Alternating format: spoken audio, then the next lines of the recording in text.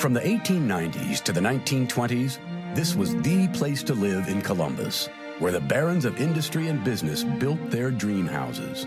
Some of the most clever and creative people in the city lived in this neighborhood and have through time.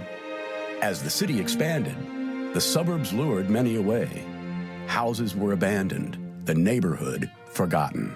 So many people in the area wanted to move on up.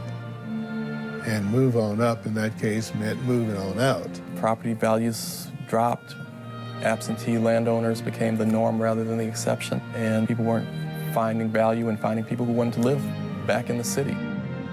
But now these old houses have inspired a new sense of urban living, and people are rediscovering Olde Towne East. They're buying these derelict houses that used to be shells and breathing a whole new life into them.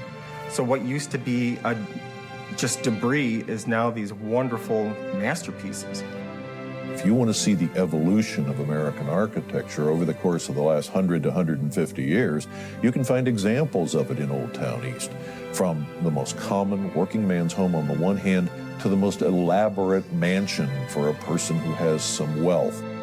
The diverse architecture many people sought was already here.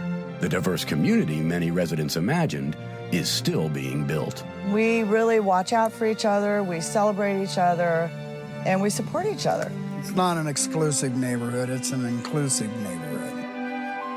All of the problems that we have had have just made us stronger.